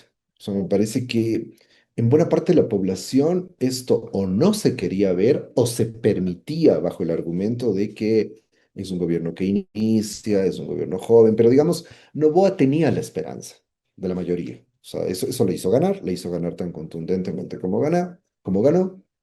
Y mientras la gente mantenía esa esperanza, estas otras cosas o pasaban desapercibidas o no se veían o sencillamente se le perdonaban, ¿no? Por ejemplo, cuando pasó, y añado algo más, y me parece que esa esperanza no era muy impositiva, hay que ser honestos. Esa esperanza estaba muy sustentada en una especie de sentido como un fascistoide que había empezado a expandirse en la sociedad, pero que creo que se ha ido desconfigurando, y eso es quizá lo más interesante y lo más emocionante de este nuevo momento político. Porque es a lo que me refería. Cuando ocurrió lo de los niños de las Malvinas, eso a Noboa no le tocó su apoyo. Noboa se quedó con su apoyo prácticamente intacto. La aprobación de Noboa no cayó. Claro, Pero me parece que ese era un momento en donde la hegemonía ideológica todavía estaba del lado de la idea de es una guerra contra los delincuentes, hay que perseguir y darles duro a los delincuentes y asesinarlos y no sé qué. Y entonces, de alguna manera, ese discurso miserable que se hizo en el caso de los niños de las Malvinas, de que eran delincuentes, de que no, me parece que eso neutralizó el efecto de una barbarie como la de estos niños. Eso ya no está operando. O sea, me parece que ahora y después de los informes, y después porque se cayó todo, ¿no? Ese relato de es que si eran delincuentes, que así hubieran sido, la barbaridad esa no se justifica en ningún nivel. claro. Pero me parece que eso se cayó y eso despertó otras posibilidades de leer al gobierno de maneras diferentes y creo que eso es lo que se expresó en la consulta, ¿no? Por el otro lado, ¿cuáles serían los grandes perdedores de la consulta popular? ¿Sería solo Daniel Noboa o quién más sería que se incluye en esta camioneta? No, no, es Daniel Boy y todo el bloque de poder. Es decir, ahí se incluyen, para empezar, los propios Estados Unidos. Piensa que, o sea, en un intento de salvar, porque ya esas muestras ahí, yo te haré una confesión personal, digamos, yo estaba muy pesimista, ¿no? Estaba muy pesimista, asumí que Noboa iba a tener un respaldo muy significativo, porque además después del paro sus niveles de aprobación no se desplomaron. O sea, yo dije, después de semejante despliegue de represión, esperaba que los niveles de aprobación de Noboa se desplomen y no se desplomaron. Y entonces eso me Pero no se puso muy pesimista desplomaron, sobre los resultados. pero no se desplomaron, o quizás eso es lo que nos querían hacer creer. Hace poco estuve con el doctor Omar Maluk Salem y precisamente analizábamos su encuesta, la encuesta de octubre, y prácticamente él estuvo ya con los resultados que se vivieron el 16 de noviembre. El 17 de octubre pronosticó con un punto de diferencia la pregunta de las bases militares extranjeras, por ejemplo, y de igual manera con la pregunta de la Asamblea Constituyente. Incluso vaticinó que la de la Asamblea Constituyente iba a tener un mayor rechazo por parte de la ciudadanía. Y en ese sentido, David, quizás nos hicieron creer aquello o realmente todavía tenía el respaldo popular Novoa. No, es que no creo que sea un efecto de, como suelen decir, un relato, una narrativa en esas expresiones que a mí me molestan mucho, pero no creo que sea eso. O sea, los datos te mostraban eso. O sea, los datos inclusive del propio Omar te mostraban que Novoa estaba teniendo un respaldo de entre el 35 y el 40% y un poquito más. O sea, a ver, reconstruyamos todo, ¿no? O sea, Novoa tenía un respaldo de alrededor de eso, según mediciones menos conservadoras como las de Maluk, 35% antes de entrar al paro. Mediciones como CIES y Click Research y otras le daban 40, 42 por ahí, ¿no? Vamos cerrando los números, 40% de respaldo que se había desplomado, ¿ah? O sea, porque cuando llegó, a poco de asumir el mando, las mediciones le daban 65% de aprobación. En pocos meses se desplomó al 40, pero 40, digamos, siendo objetivos, 40 es todavía una aprobación muy alta. Además, o sea, digo, eso antes del paro. Ocurre el paro, que insisto, fue una brutalidad represiva, es además tremendamente largo. La resistencia de las comunidades en Imbabura y en Pichincha fue heroica. Pocas veces he visto una capacidad de movilización y de resistencia de semejantes dimensiones. Digo, sobre todo porque, no porque los otros paros no hayan sido importantes, sino porque todo se concentró ahí. Les tocó de responder exclusivamente a las comunidades, o casi exclusivamente a las comunidades de esas zonas. Pero cuando ves las mediciones, incluyendo las mediciones de Malú, post-paro, Novoa mantiene su respaldo. Y mantiene su respaldo, ojo, no es que creció, ¿no? Es ahí donde podríamos confundirnos. Y lo que ratifica que ese respaldo se mantuvo es precisamente el resultado de la consulta popular. O sea, promedio, en la consulta popular, en Novoa saca, en las preguntas más críticas, entre 35 y 40% de los votos. ¿Cuál es la diferencia? O sea, ¿cuál es el impacto del paro? Yo en algún momento decía, viendo esas cifras, y eso es lo que me puso muy pesimista, viendo esas cifras, dije, no, no, bueno, no lo toca nada. O sea, sí, pasa todo este horror de la represión durante el paro y Novoa sigue manteniendo su aprobación. Lo que yo no vi, y creo que no, creo que nadie, ahora sí hay un montón de gente que dice que sí preveyó que iba, y hay un montón de gurús que dicen que sí preveyeron este resultado. A mí me parece que no lo preveyó nadie. Hasta días antes de la consulta todo el mundo dudaba, inclusive de si se podía ganar. Se hablaba un poco ya de que quizás sí se podía ganar en la pregunta A y en la pregunta D, pero todo el mundo dudaba. Precisamente porque se sabía que al final no era, pues, es un gobierno fuerte, había sido un gobierno fuerte hasta ahora. Lo que a mí me parece que ocurrió es que y creo que se fue además del gran error de Novoa, suponer que mantener el apoyo después del paro le daba muchísima fuerza y creo que ellos lo interpretaron como que ese era el piso electoral para ir a la consulta popular. Es decir, que a partir de ahí podían sumar apoyos mayores y podían ganar la consulta. Y creo de hecho que se confiaron en que eso es lo que iba a ocurrir. Y por eso manejaron tan mal la campaña. Ya cuando se dan cuenta que no, empiezan a tratar de hacer control de daños y les va peor, porque la única opción que tienen, porque como no tenían vocerías, la única opción que tienen es poner a Novoa a hablar. Y Novoa hablando es un riesgo político permanente. O sea, Novoa va a decirte una tontería cada 5 minutos. Entonces, pero eso es ya una medida desesperada. O sea, ya, para mí la primera alerta de no les está yendo muy bien y que me hizo empezar a recuperar la esperanza fue ver que de pronto le ponían a Novoa o sea, le hicieron agenda de medios. Novoa jamás había tenido agenda de medios en el sentido clásico de una agenda de medios. Es decir, vas a ir varios días a varios medios y ya vas a hablar con un montón de periodistas. Eso no habían hecho nunca con Novoa. Precisamente porque están conscientes de cuál es el riesgo, pero creo que para mí ese era el análisis. ¿Qué nivel de desesperación tendrán que no les ha quedado otra que sacarle a hablar a Novoa en todas partes? Y después la demagogia de las últimas 2 semanas. Los bonos, el adelanto del décimo, aunque eso lo habían anticipado desde el principio de la campaña, pero los bonos, los anuncios de que iban a subir de que iban a subir salarios, de que iban a hacer un montón de cosas, eso ya evidenció que efectivamente se les estaba viniendo la estantería abajo y al parecer sus resultados no iban a ser positivos. Ahí es cuando yo recuperé la esperanza, pero como te digo, igual, la esperanza era cautelosa, quizá ganar la de la constituyente, que era para mí el mayor logro político. Si ganábamos esa, sí, era una gran victoria. Pero ganar las cuatro con ese nivel de respaldo, yo creo que eso sí no se lo imaginó nadie. Claro, muchos pensábamos que la uno y la 4 iban a tener el rechazo Ujú, ujú. esperado. Yéndonos al tema de las encuestas, David, ¿cómo, cómo analizas que, por ejemplo, de las 4 hablamos de clima social, hablamos de sedatos, hablamos de la otra también que está, y bueno, y Real Resort también está, comunicaliza. Ujú. Comunicaliza y al último, Maluk Research. De las 4, solo la de Maluk Research prácticamente acertó con los resultados y ahí podemos ver la encuesta de octubre de 2017, de 2025. Ahí podemos ver prácticamente el no 59,44% versus los resultados oficiales que nos dicen, que nos dicen, y vámonos al resultado nacional. Justo estábamos hablando de Imbabura e íbamos a colocarlo. Vamos brevemente, perfecto. Y ahí podemos verlo. 60,85%, o sea, un punto de diferencia.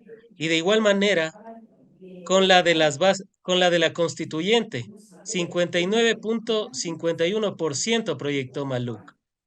Y acá vemos 61,83% en los resultados oficiales. De igual manera, un poco más de un punto de diferencia. ¿Qué decir al respecto o qué mensaje nos da? Y bueno, en la segunda pregunta, ahí sí hay una variación un poco mayor, ¿no? El no tiene 54,02% en la de Maluk y en los resultados oficiales cuenta con el 58,32% y el sí tiene el 45,98% versus el 41,68%. Ahí digamos que varía un poco más. Pero qué decir al respecto de las encuestas en este caso. Quizás por eso no le calificaron a la encuestadora Maluk Research, porque precisamente iba a presentar estos resultados que, insisto en eso, fue la que más se acercó en dos preguntas, la de las bases militares y la constituyente, prácticamente dio los resultados que el CNE había vaticinado. Bueno, si nos vamos al margen de error, claro está. Mm. Mira, con las encuestas, yo primero ahí y no soy de los que se suma a las voces mayoritarias de destrozar a los encuestadores y decir que los encuestadores mienten porque yo no, digamos, no trabajo en ese campo, pero son parte del campo profesional en el que yo me muevo y conozco el trabajo de muchas y muchos de los colegas que se dedican a esto y sé que hacen un trabajo profesional y serio. Entonces, creo que hay que, y además, lo voy a decir de esta manera, en el país tenemos una pésima cultura estadística y una pésima cultura matemática, ¿no? A veces yo creo que mejorar nuestra cultura política pasa por mejorar nuestra cultura matemática en primer lugar. Entonces, no solemos saber leer bien las encuestas, no solemos leer bien qué se representan las encuestas. Para empezar, que te miden tendencias y tendencias de un momento y que se deben leer en un contexto. Entonces, salvo casos ya escandalosos y clamorosos como el de Sedatos, que Sedatos sí se ha dedicado, además, ojo, Sedatos fue durante mucho tiempo una empresa muy seria de elaboración de estudios de opinión y de estadísticas y demás, muy seria. Hizo un gran trabajo por muchas, por varias, al menos un par de décadas. En un momento dado, no sé qué pasó. Y ese dato se convirtió en una empresa de propaganda, se convirtió en una oficina de publicidad de ciertos gobiernos. Y ya lo que ha hecho Sedatos en los últimos años es realmente vergonzoso para el oficio, para la profesión es vergonzoso. Eso no se hace. O sea, ya nunca le tienen nada, le ponen unas cifras delirantes a los gobiernos con los que están trabajando, en fin. Pero yo sí quiero creer que la mayoría del resto de colegas hacen un trabajo serio. Pero se podría hablar de un trabajo Eh, serio con más de 20 puntos de diferencia. Porque uno Mira, dice, eso el lo, margen de error se puede hacer hasta el Frank, 5%, pero por más de 20 supuesto, pero a veces les puntos. pasa, pero es que es ahí donde tenemos que leer correctamente las encuestas. A Maluk le ha pasado. Maluk en las últimas elecciones casi no ha atinado. De hecho, nos ha hecho emocionar con los resultados que ha mostrado en las últimas elecciones y resulta que en el momento de la elección el resultado fue otro completamente diferente. En esta última atinó en dos preguntas, es cierto, en las otras dos no tampoco. Y clima social, por ejemplo, logró ver que en el En la primera pregunta, para ellos en la primera pregunta, él sí perdía, y también le atinaron al menos esa pregunta, pero, ¿qué es? Digo, y ojo, no te estoy diciendo que no haya encuestadores que les suben unos puntos, que sacan un informe para el público y otro para los políticos con los cuales están trabajando. Eso suele pasar y se llama capitalismo. Así funcionan los mercados en todo lado. Pero siempre hay, y si uno lee con detenimiento, siempre encuentra ciertas tendencias. Entonces, claro, de entrada, si uno contrasta una encuesta que se hizo hace un mes y el resultado de la elección, y dices, no, nos están mintiendo, son unos estafadores. ¿Qué es lo que suele ocurrir? Sin perjuicio de lo que te he dicho. Yo no descarto que hay encuestadores inescrupulosos que pueden alterar completamente los datos, como el caso de ese datos, pero en general quiero creer que no. Y les doy más bien el beneficio de la duda en lo siguiente. No es que las mediciones están mal, sino que en un contexto político como el ecuatoriano, sobre todo el de los últimos años, las elecciones tienden a definirse en las últimas semanas. Hay casi movimientos tectónicos de la intención de voto en las últimas semanas. Mira, no nos vayamos a encuestas, veamos los datos reales, dejando un rato entre paréntesis la hipótesis del fraude, que honestamente yo no la creía mucho, pero al ver estos últimos resultados empiezo a tener mis dudas. Pero bueno, pero digamos, tomemos los datos tal cual. Y Daniel Noboa y Luisa González prácticamente empataron al 45% en la primera vuelta electoral. Exacto. Lo lógico era, estadísticamente, que haya un resultado muy cerrado en la segunda vuelta electoral porque se disputaban un 10% de votos que con mucha probabilidad se iba a distribuir equitativamente entre uno y otro y la diferencia habría sido muy poquita. ¿Qué pasó? Al parecer ese voto es un voto muy volátil y muy pendular y en ese momento se fue casi en su totalidad a Daniel Noboa. Y la diferencia fue mucho más grande. Ninguna encuesta pudo prever que eso iba a ocurrir. Pero ¿qué Eso pasó? era Ese voto prácticamente obviamente imposible. en principio, pero en política puede pasar. Porque ojo, lo que acaba de pasar ahora es lo mismo, pero a la inversa. Es decir, ese voto pendular y volátil que se fue con Noboa en la elección presidencial de segunda vuelta, ahora acaba de irse con el no. Es decir, porque el que permite esa subida del no es ese voto, con mucha seguridad, es ese voto que con cierta desconfianza se fue con Noboa, porque a ver, ya quien no votaba por Noboa, por Luisa en la primera vuelta, con semejante condensación de la preferencia electoral, era porque realmente no estaba convencido para nada con ninguno de los dos. Que iba con un detalle o dos, iba a irse por un lado o por el otro. Me parece que ahora se fue por el otro lado. Pero pasó exactamente lo mismo. Es decir, sea como sea, algo en lo que coincidían todas las mediciones hasta cuando se hicieron públicas es que la franja de indecisos era todavía importante. O sea, mira, todas las encuestas te ponían Claro. una franja de indecisos entre el 17 y el 20%. Y claro, eso se decantó. En realidad, cuando uno ve los comportamientos electorales en el Ecuador, uno puede decir que esto se resuelve el fin de semana de la elección en muchos casos. Cuando son elecciones tan cerradas, cuando hay una definición de gran parte del electorado y queda por ahí una población flotante que se vuelve un voto, como te digo, muy volátil y para mí, al menos en la hipótesis que estoy manejando, pendular completamente. O sea, un voto que se va a mover de un lado al otro dependiendo de cómo va la coyuntura política. Entonces, eso obviamente puede hacer que cualquier medición se torne complicada. Entonces, y a la vuelta de la esquina sea desmentida, pero creo que ahí lo mejor es saber leer que lo que nos muestran los encuestadores es cómo están las preferencias en un momento dado y no necesariamente son mentiras. O sea, siempre las encuestas son un buen instrumento para poder entender cómo está el termómetro social de las preferencias políticas, pero esas preferencias políticas difícilmente se mantienen fijas en contextos electorales como los nuestros. Usualmente se mueven mucho hacia el final, hacia cuando se está muy cerca de la elección. Yéndonos a las particularidades, ¿cuál es la opinión con referencia a lo siguiente? Por ejemplo, ahí podemos ver los resultados. La propuesta de Asamblea Constituyente tuvo mayor rechazo, si lo podemos ver, 61,83, mayor rechazo que a las bases militares extranjeras, que tuvo el 60,85%, prácticamente un punto de diferencia.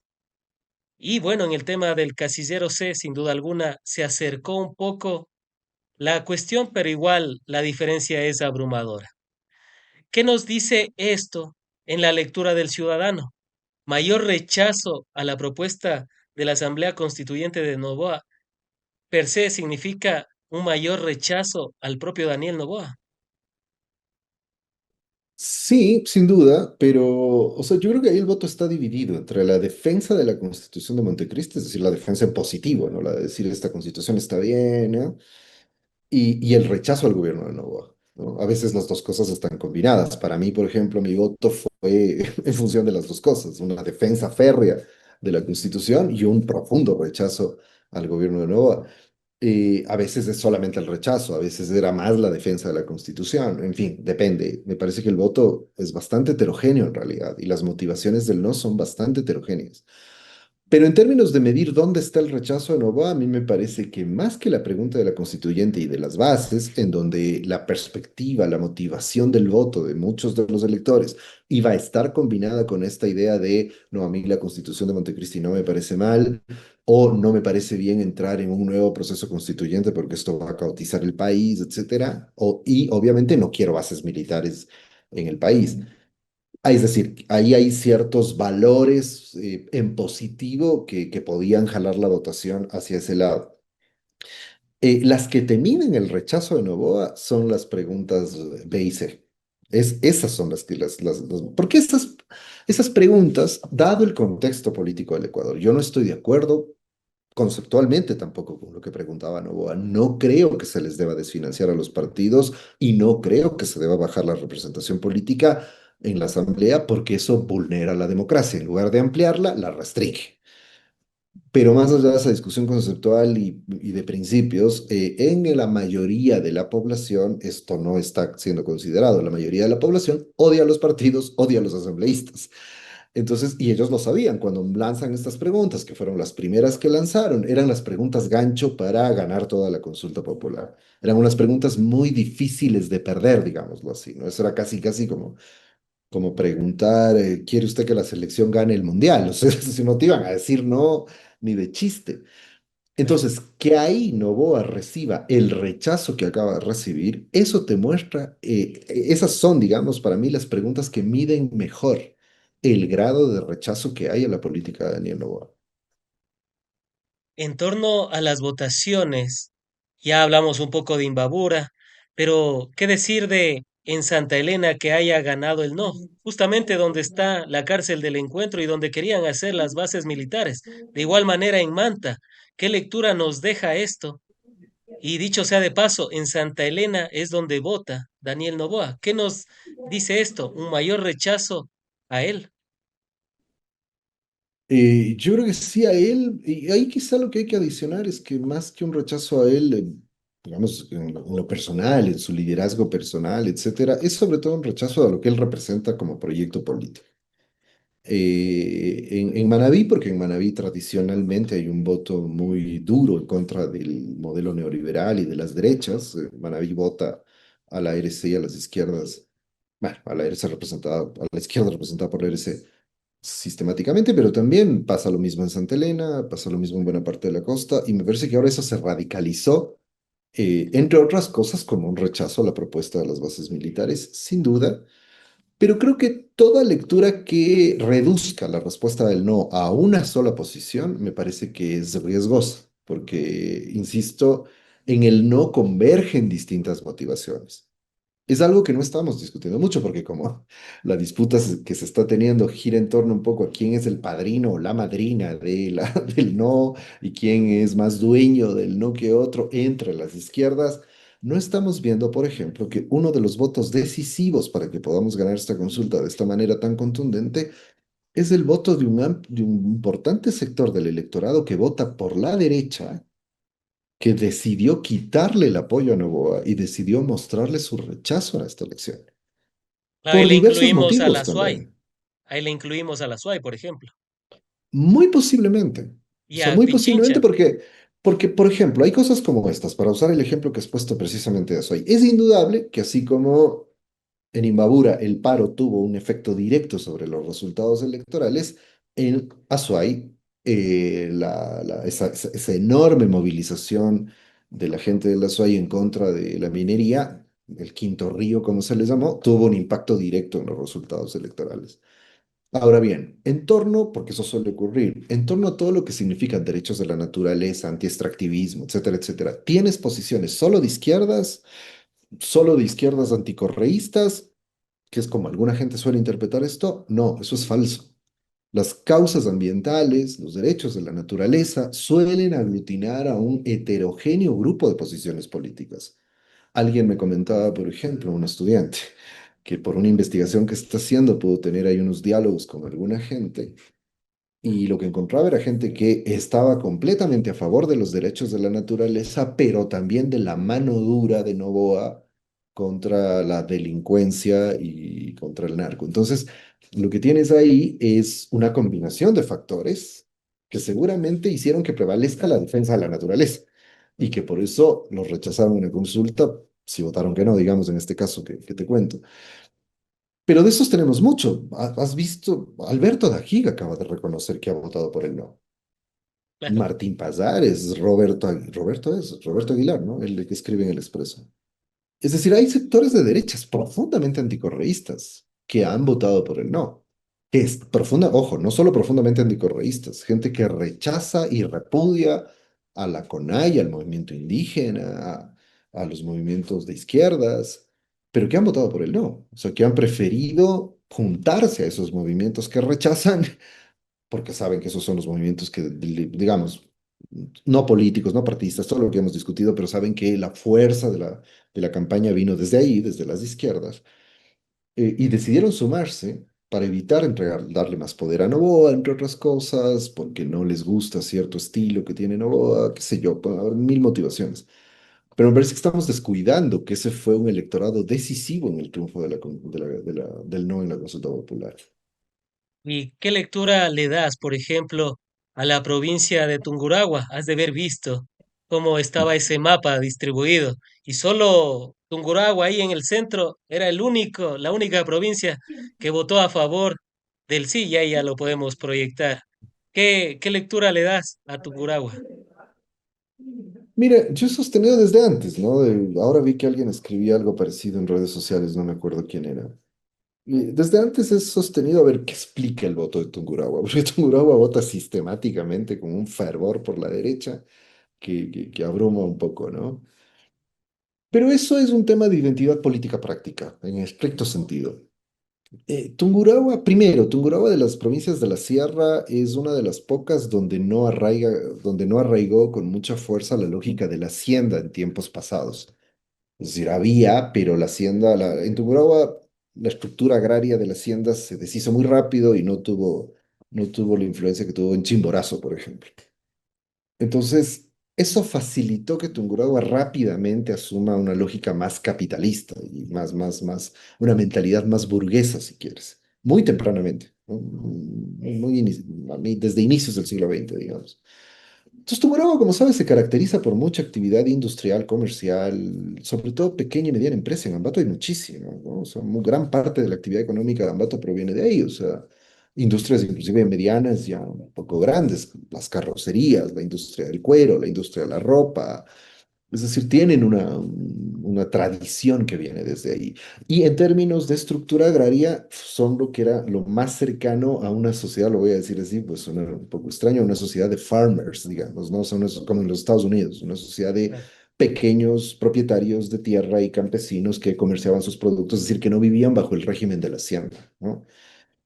Entonces, todo eso, esa larga historia, acumuló una lógica muy económica, muy comercial, etcétera, etcétera, y que derivó en una identidad acorde con eso, ¿no? Una identidad muy de los negocios, del comercio, de la actividad económica, del mercado, etcétera. Y que ahora se ha conectado con esto, que esa es una malhadada conexión, porque se ha conectado con esto de que las oligarquías representan sus intereses, o sea, de que esa actividad empresarial pequeña, mediana, se ve representada, se ve reflejada, adquiere identidad en las grandes oligarquías nacionales. Lo paradójico es que las oligarquías representan los intereses completamente contrarios a esa lógica de pequeña y mediana empresa, porque las oligarquías representan sobre todo una economía antidemocrática, es decir, una escasa democratización de la economía, que por principio perjudica a las pequeñas y medianas empresas. Cuando las pequeñas y medianas empresas, por lo que tienen que pugnar, es más bien por la democratización del capital, por la democratización de la economía.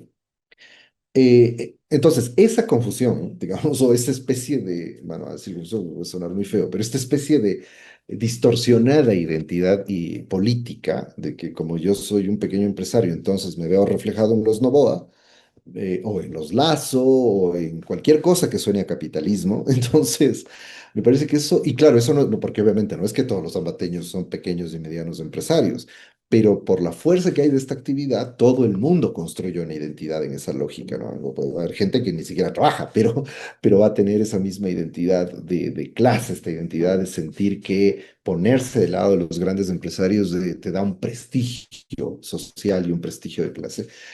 Pues me parece que en el fondo opera mucho de esto, y creo que ahí hay mucho trabajo político por hacer para que se destrabe precisamente esa identidad falaz, porque obviamente, como te digo, es una identidad falaz en términos reales. Los intereses de la oligarquía son contraproducentes para los intereses de las pequeñas y medianas empresas.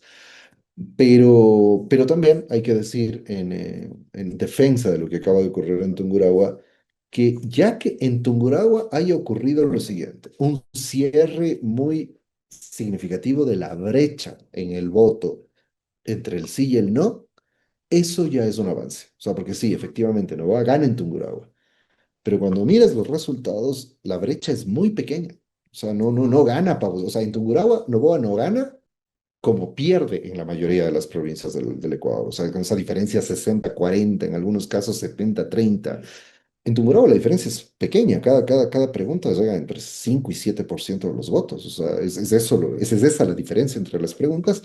Entonces, cierre de la brecha nos dice que cuál será el nivel de rechazo de Noboa. Más bien, yo le daría un poco la vuelta a lo de Tungurahua y digo, ¿cuál será el nivel de rechazo de Noboa? Que inclusive en esta provincia, que tiene una muy sólida identificación ideológica con la oligarquía y la derecha, la victoria que obtiene es una victoria con un margen muy, muy chiquito de diferencia en su favor.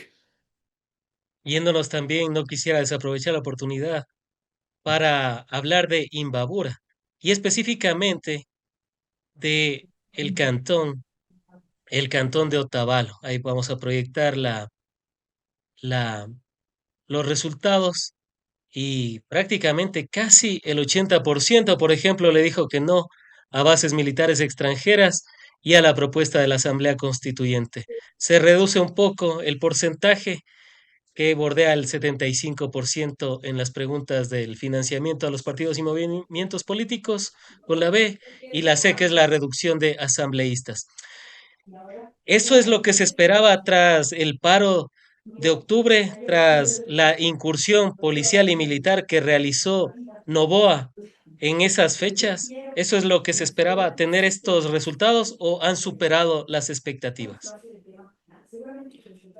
Bueno, igual ahí depende de las perspectivas, ¿no? Digamos, desde los sectores de izquierda democráticos, creo que la expectativa era que se evidenciaría un rechazo en Imbabura al gobierno. Eso era medio inevitable. Había ciertos colegas desorientados de la derecha que decían que ya van a ver cómo gana el sí en Imbabura, ¿no? Claro. Digo, a veces el delirio de alguna gente es inenarrable.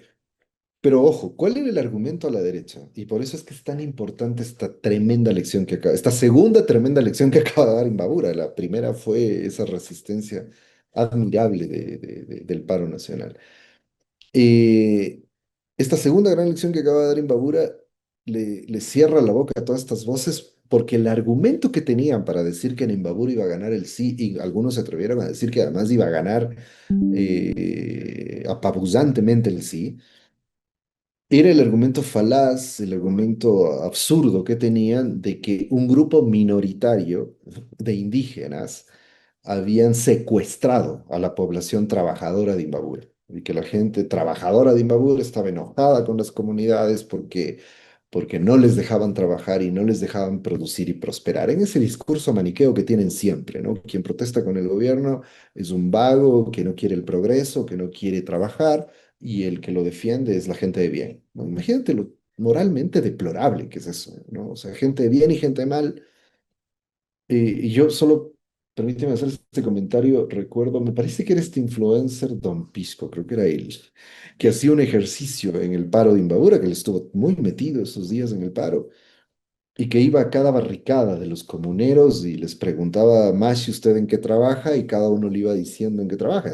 Todos eran trabajadores, pues no, o sea, como era obvio. Y entonces al final, ¿y quién es el vago? Y toda la gente respondía, el presidente, ¿no? Entonces me pareció genial porque lo que te mostraba es obvio que la gente que está ahí protestando trabaja y porque trabaja sabe el impacto que tienen este tipo de medidas en en su forma de vida.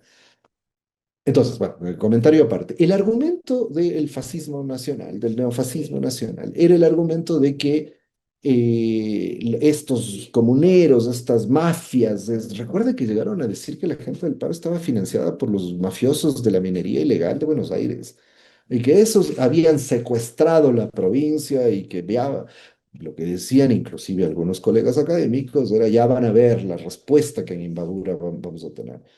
Cuando miras los datos y ves lo descomunal de la victoria electoral del no en Imbabura, lo que ves es que todo eso se les viene abajo, que todo eso era una falacia absoluta, que en realidad Noboa ofendió a la provincia de Imbabura con la forma tan violenta con la que le respondió a la protesta social en Imbabura. Y queda claro que la gran mayoría de la gente en Imbabura respaldaba el paro y que la gran mayoría de gente rechaza. O sea, en Imbabura, digo, ahí sí no caben muchas lecturas. O sea, obviamente habrá habido gente que tenía otras motivaciones, pero indudablemente la gran mayoría de la gente votó en rechazo al gobierno después de la represión salvaje en los días del paro, ¿no? Y Otavalo, precisamente, porque además el argumento era en Otavalo, que en Otavalo estaban secuestrando a la gente trabajadora de Otavalo. Y mira cómo acaba de votar Otavalo con es que además es un equívoco terrible, y yo no sé quiénes son los estrategas del gobierno. Es un equívoco terrible porque cuando ves el comportamiento electoral de Otavalo, Otavalo además vota a la izquierda permanentemente. Otavalo usualmente gana a la izquierda. Entonces, salir a decir que la gente de Otavalo está secuestrada y que hay un grupo minoritario, simplemente iba a exacerbar todavía más el sentimiento contrario al gobierno. Entonces, Echarle eso fue leña al absolutamente fuego. torpe. Claro. Y lo que acabamos de ver en el resultado electoral muestra con toda claridad eso. Han sido las apreciaciones de David Chávez, docente universitario y analista político.